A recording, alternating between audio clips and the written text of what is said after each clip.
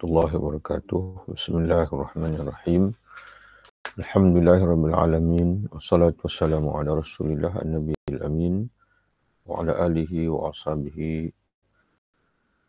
wa man ihtada bihadihi wastanna bisunnatihi ila yaumiddin. Amma ba'du.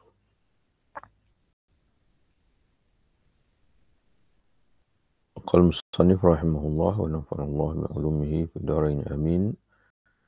Siapa yang lebih mencintai sesuatu berbanding Allah Subhanahu Wa Taala, maka hatinya sakit.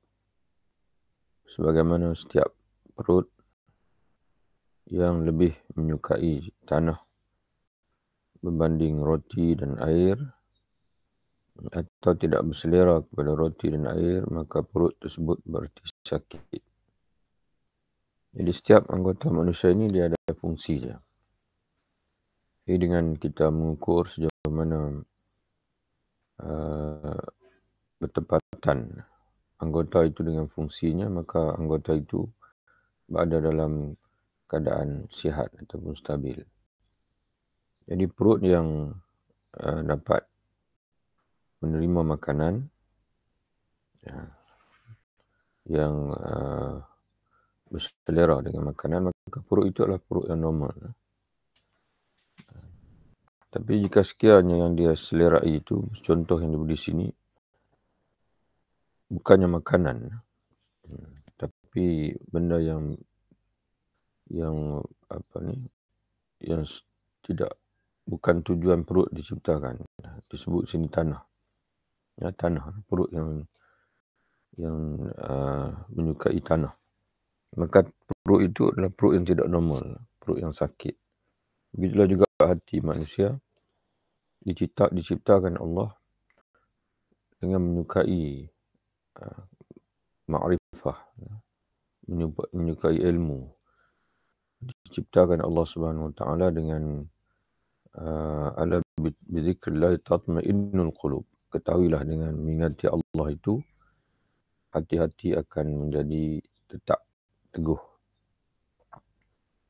Tiba-tiba hati ini dia menyintai dunia, tidak menyintai Allah Subhanahu Wa Taala, maka hati itu adalah hati yang sakit, yang tidak normal lagi. Hati yang telah dipengaruhi oleh hawa. Sekarang itu Allah SWT menyebutkan dalam surah An-Nazi'at, wa amma man khafa maqama rabbih wa nahan nafsa 'anil hawa. Adapun orang yang takut akan saat dia akan berdiri di hadapan Tuhannya nanti, dan maka di dunia ini dia menahan jiwanya daripada hawa, daripada keinginan yang mengotorkan jiwanya. Fa innal jannata hal ma'wa, maka orang sebegitu surgalah tempat kembalinya di akhirat nanti. Itulah tanda-tanda penyakit, dan dengan hal itu diketahui bahawa semua hati menderita sakit kecuali yang dikehendaki oleh Allah Subhanahu Wa Taala. Iaitu hati yang dipelihara dan dijaga oleh Allah. Adapun tanda-tanda kepulihan kesihatannya setelah diterapi, yang telah dirawat, ialah memperhatikan penyakit yang diterapi, yang dirawat itu. Jadi kalau satu hati itu asalnya adalah dalam keadaan sakit, kemudian dipulihkan, dirawat, jadi apa tanda hati itu kembali sihat? Maka ini, kata Imam Ghazali, perlu dilihat kepada sakit yang dirawat, penyakit yang dirawat itu. Jadi jika sekiranya situasi hati itu berbeza daripada keadaan yang disebabkan oleh kesakitan itu menunjukkan bahawasanya hati itu sedang menemui kesembuhan. Jika penyakit yang diterapi adalah penyakit kebakhilan, ini Imam Ghazali bagi contohlah. Jika penyakit yang diterapi itu adalah penyakit kebakhilan, yang mana ia merupakan binasa yang menjauhkan dari Allah, di mana terapinya adalah dengan memberikan dan menginfakkan harta. Jadi jika seorang itu hatinya itu diserapi dengan penyakit bakhil, dan kita tahu bakhil ini maknanya seseorang itu menahan daripada memberi, maka terapinya, cara rawatannya adalah dengan memberi, dengan melakukannya dan sebaliknya. Dan itulah salah satu konsep dalam Tibbun Nabawi. Suatu penyakit itu diubati dengan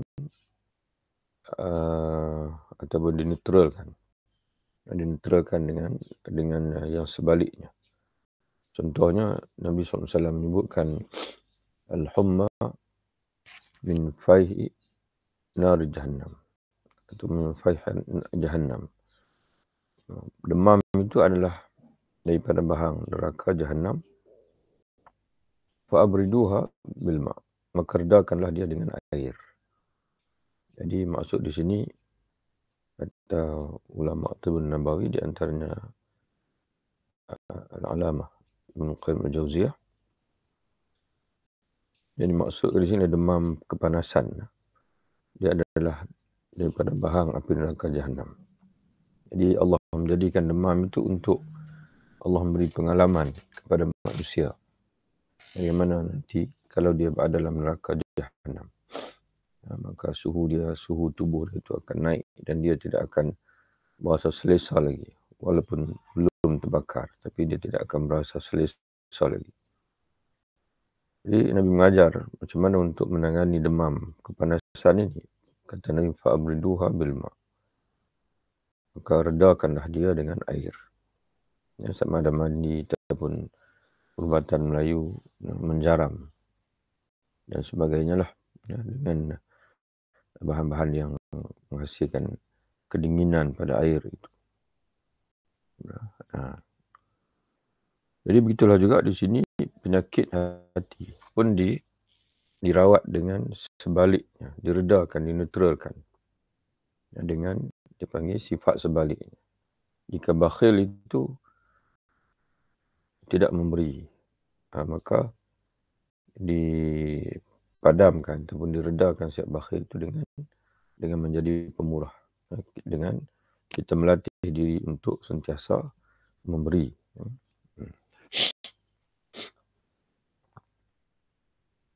Jika penyakit yang terapi adalah penyakit kebakhilan, maka ia merupakan peminasa. Di sini sebaiknya dipilih di mana? Di mana ia, yang sifat bakhil itu merupakan peminasa yang menjauhkan dari Allah. Maka terapinya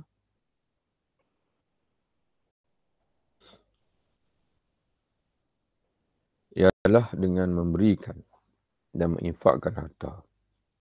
Tetapi bisa jadi dalam memberikan harta tersebut sampai batas membazir. Tapi boleh berlaku pula, kata Imam Ghazali, kalau kita terlebih memberi, maka dia akan pergi kepada aspek negatif yang satu lagi pula. Kerana Islam ni khairul umur awsatuha, sebaik-baik urusan itu adalah yang pertengahan, yang tidak ifrat, tidak tafrit, yang tidak berlebihan dan tidak lalai, tidak berada di sisi kelalaian dan pada sama tidak berada di sisi ekstrim berlebihan. Sebaliknya berada di tengah. Dalam masalah infak ini, belanja ini, dia ada sisi ifrat dan ada sisi tafrit. Jadi yang dikehendaki oleh Islam itu adalah yang di tengah-tengah. Isi ifratnya adalah bila dia memberi, maknanya saya kata membazir. Dia memang pemurah, rajin berbelanja, tidak kedekut, tapi dia belanja ikut suka, ikut dan, sehingga berlebihan, bahkan berbelanja kepada benda yang maksiat, dan dia bagi kepada orang yang melakukan maksiat, ada support maksiat dan sebagainya. Dan sisi tafrid pula ialah dia tidak mau belanja langsung, termasuk zakat pun tak mau bayar. Dia kan nak simpan saja duit dia. Jadi sebab itu kata Imam Ghazali, tetapi bisa jadi dalam memberikan harta tersebut sampai batas mubazir yang juga merupakan penyakit. Jadi kedekut penyakit, membazir pun penyakit. Ia seperti orang yang mengubati kedinginan dengan panas sampai berlebihan, yang akhirnya menjadi penyakit juga. Padahal yang diperlukan adalah keseimbangan antara panas dan dingin. Yang kita sebut tadi lah. Yang kita sebut tadi.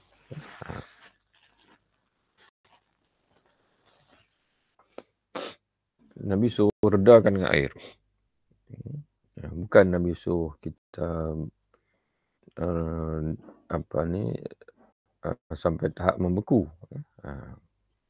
Redakan dengan air maknanya hilang kepanasan itu balik tubuh kita, balik kestabilan dia, itu sudah memadai. Sebab itu yang dikendaki oleh proses rawatan itu. Demikian pula yang diperlukan adalah keseimbangan antara kemubaziran dan juga kepelitan. Ini terjemahan kepada takdir. Tabzir iaitu berlebihan belanja.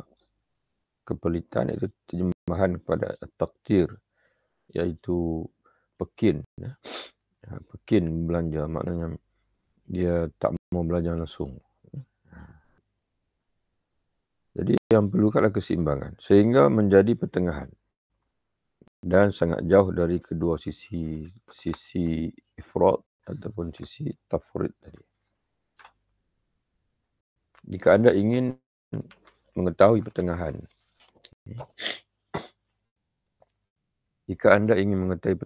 maka perhatikanlah perbuatan yang diharuskan oleh akhlak yang terlarang.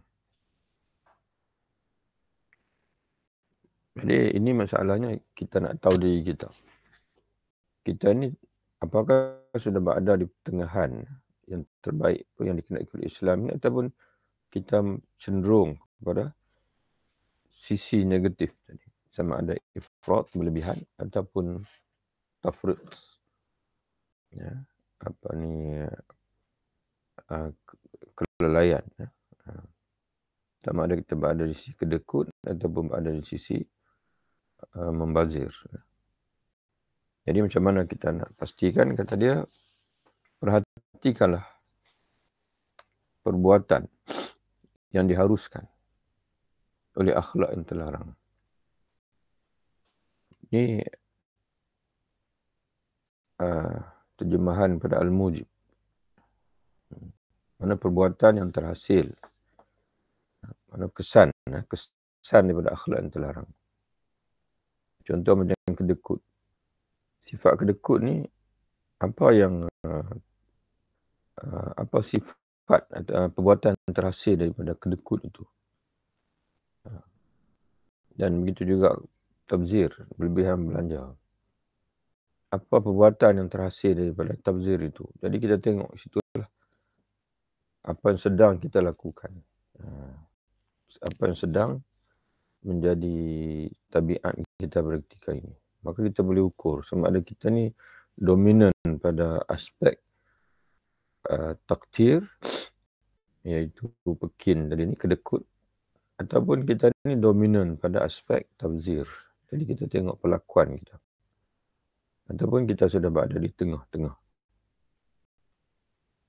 Jika lebih mudah, kena tambah yang, jika yang lebih mudah bagi anda dan lebih lazat dari yang bertentangan dengannya, maka hal yang mendominasi diri anda adalah sifat yang mengharuskannya, yakni mengharuskan akhlak yang terlarang tadi. Seperti yang diberi contoh. Jadi kita tengok yang mana lebih kita seronok. Yang lebih kita seronok buat. Mana yang lebih mudah. Dia akan terbit daripada diri kita itu dengan, dia panggil apa, dengan mudah. Dia akan, dia lahir begitu saja tanpa perlu dibuat lagi. Maka dari situ kita dapat kita ni didominasi oleh sifat yang mana satu. Sama ada mana kita kena cari terjemahan yang lebih baik daripada mengharuskan, kerana mengharuskan ini asalnya dia memberi makna menjadi kemestian, mana seharusnya, semestinya. Mana sifatnya, mana perbuatan itu lahir daripada sifat yang mana menjadi kemestian. Kalau kita bersifat dengan sifat itu, akan lahirlah, semestinya akan lahir perbuatan itu. Sifat kedekut itu semestinya melahirkan seorang yang tidak suka berzakat, tidak suka bersedekah. Itu maksud dia. Seharusnya mana semestinya. Sifat membazir itu semestinya, seharusnya semestinya akan melahirkan seorang yang berbelanja tanpa berfikir. Itu macam tu. Jadi kita tengok kita ni berada di sebelah mana, di aspek mana. Seperti jika anda menahan harta dan mengumpulkannya, lebih lazat. Mana jika anda merasa diri anda ni, kata dia, dengan suka menahan harta dan suka mengumpulkan harta, tak bayar zakat, tidak bersedekah, dan tidak teringat nak bantu orang lain, miskin, dan tidak mau belanja untuk menambah ilmu contohnya. Macam rata-rata orang Melayu ni contohnya, dia rasa bahawasanya tak perlu belanja untuk membeli buku sebagai contoh. Dan dia asalnya buku mahal. Padahal dia tahu bahawasanya buku itu perlu dia miliki. Tapi bila dia shopping, beli baju, makan, ada orang makan sampai sanggup laburkan, contoh macam makan apa tak ingat apa istilah, mana satu kepala tu sampai RM40. Makanlah apa saja nak makan. Dia sanggup belanja begitu.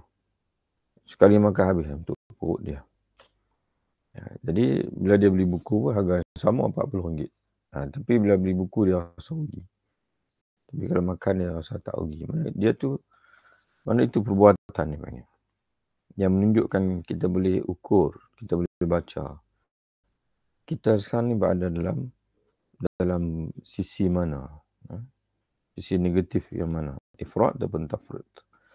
Jadi kata dia, jika seperti contoh, jika menahan harta dan mengumpulkan harta itu lebih lazat dan lebih mudah bagi anda daripada memberikannya kepada yang berhak, maka ketahuilah bahawa hal yang mendominasi diri anda ketika itu adalah sifat bakhil.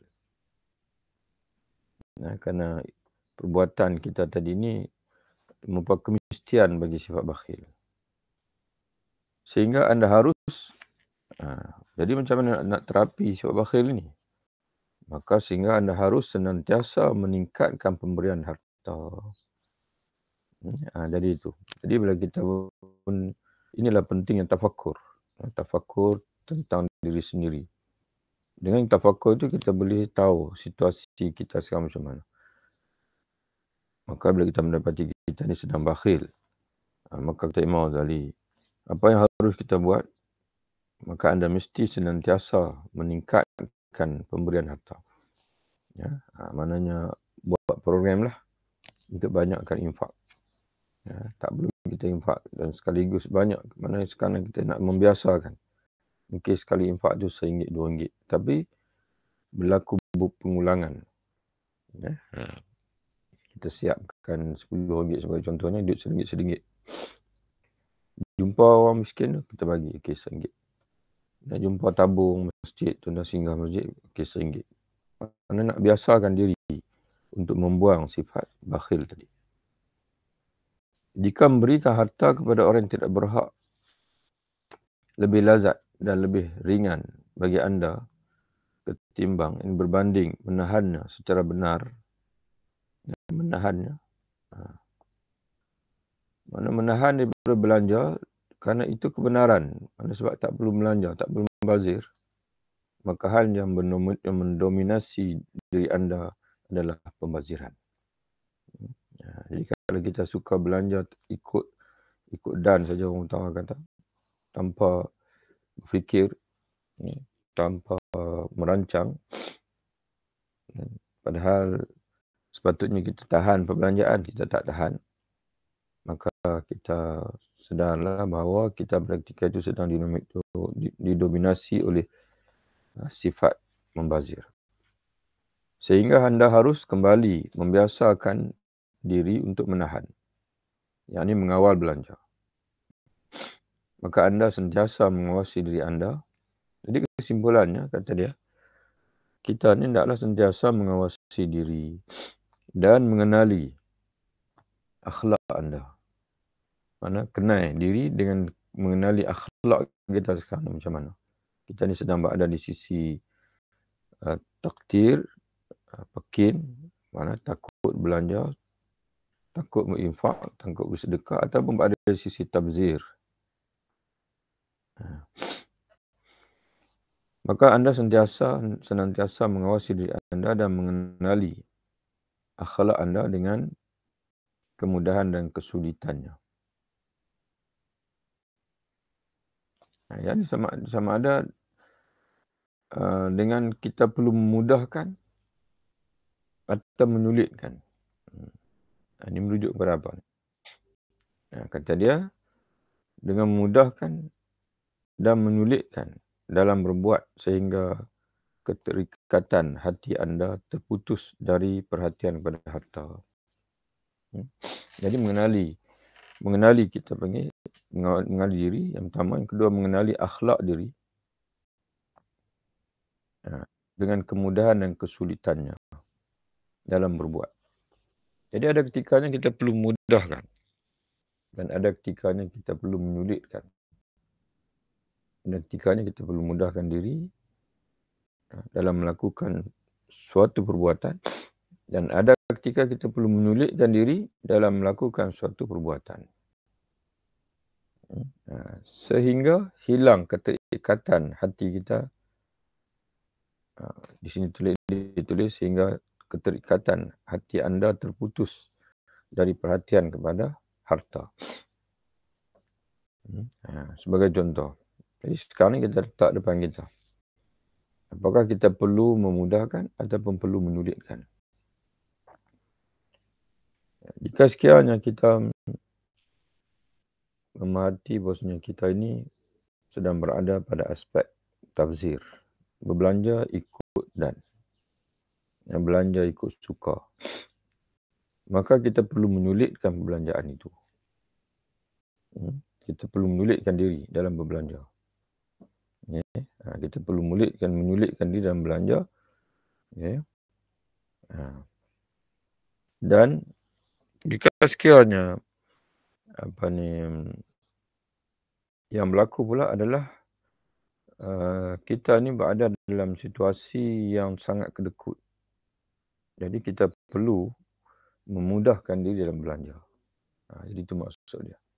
Memudahkan diri dalam berbelanja. Jadi sebab itu perlu kita melihat keadaan situasi diri kita. Apakah perlu kita mengawal ataupun perlu kita membuka perbelanjaan itu. Sehinggalah bila kita latih itu, sehinggalah sampai satu tahap, kata dia, kita tidak lagi bergantung pada harta. Terputus perhatian kita kepada harta. Sehingga tidak cenderung kepada memberinya dan tidak pula cenderung kepada menahannya, tetapi ia tambah tu, yakni harta itu di sisi anda menjadi seperti air. Anda tidak dituntut kecuali menahannya kerana keperluan orang yang memerlukannya, yang memerlukan ditahan daripada dia, atau memberinya kerana keperluan orang yang memerlukannya, yakni memerlukan untuk diberikan kepadanya air. Jadi kita beri air, ada ketikanya biasa benda tu. tetamu datang, kita berikan air. Mana air apa tu dipanggil? Air kopi, air teh lah sebagai tetamu. Kemudian pula kita berhadapan dengan situasi yang lain. Kita tanya tetamu, boleh saya hidangkan air? Oh, dia kata tak perlu, saya sudah minum tadi. Kalau kamu hidangkan pun saya tak boleh minum dah. Jadi okey, kita buat keputusan, oh tak perlu berilah air itu. Jadi begitu saja. Dia tidak menjadi satu kepayahan, tidak menjadi satu memberi pun okey, tak beri pun okey, benda biasa. Menjadi satu orang panggil apa, sudah tidak menimbulkan beban lagi pada diri kita. Kerana kita tidak lagi bergantung kepada air tersebut. Sebaliknya pemberian itu melihat kepada keperluan itu.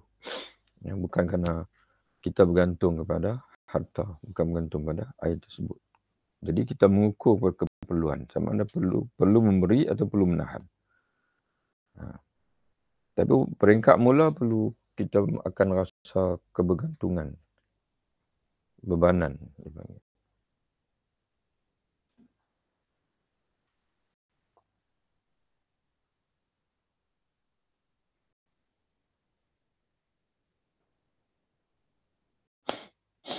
Setiap hati yang menjadi demikian,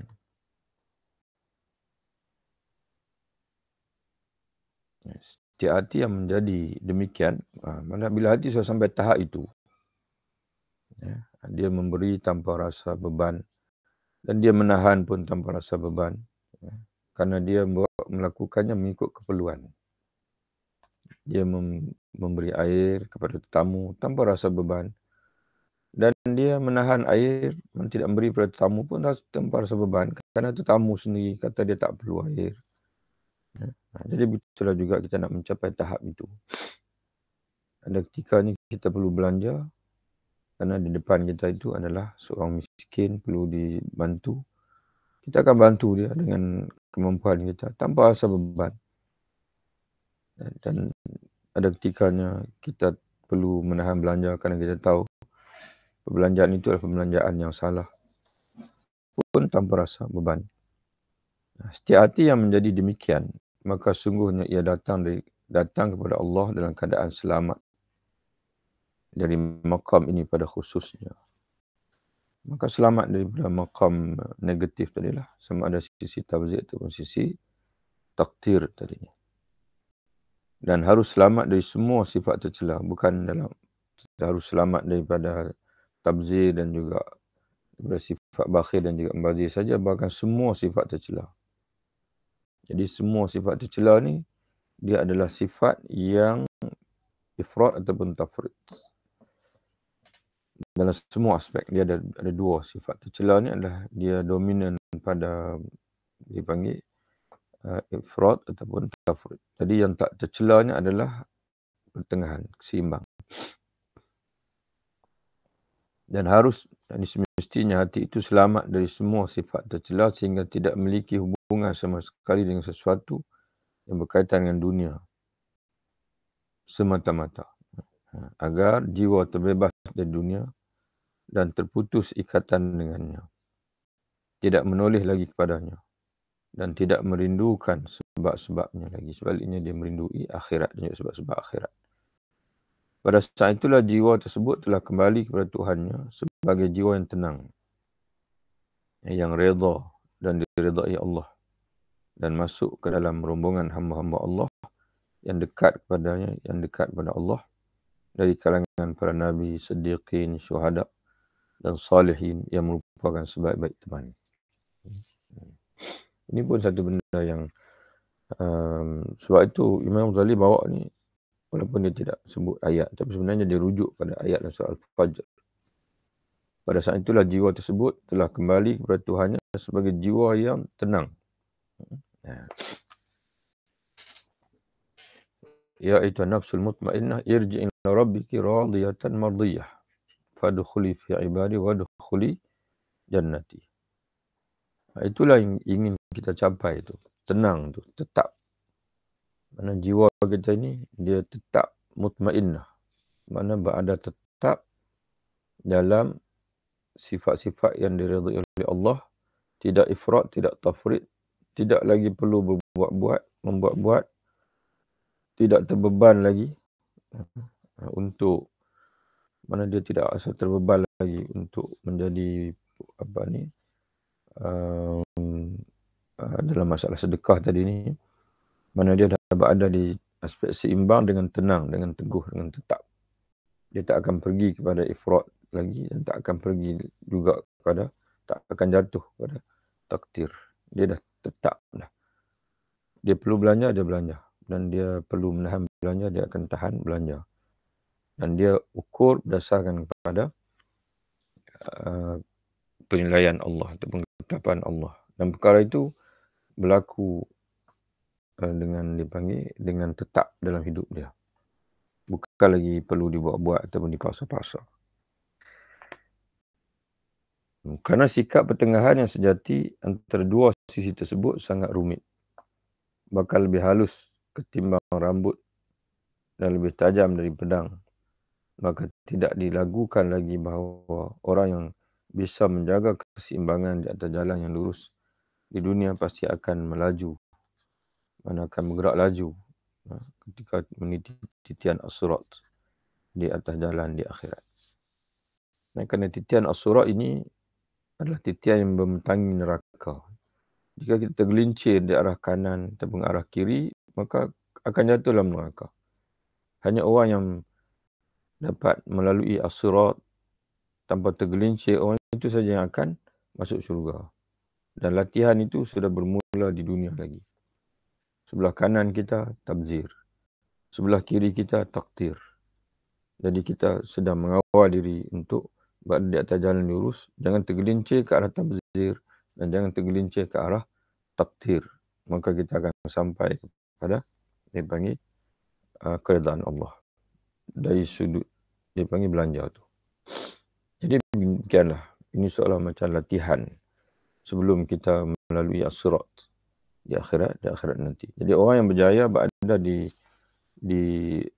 tengah di dunia ini dan di atas jalan lurus, tidak kanan, tidak kiri, tidak tabzir, tidak takdir, maka orang itu adalah orang yang akan kekal di atas siratal mustaqim. Dan di akhirat dia akan berjaya melintasi as-sirat dengan pantas ataupun tanpa ragu-ragu dia akan sampai ke syurga. InsyaAllah ini kita akan sambung lagi dalam bacaan berikutnya insyaAllah. Wabillahi taufiq wal hidayah. Assalamualaikum warahmatullahi wabarakatuh. InsyaAllah.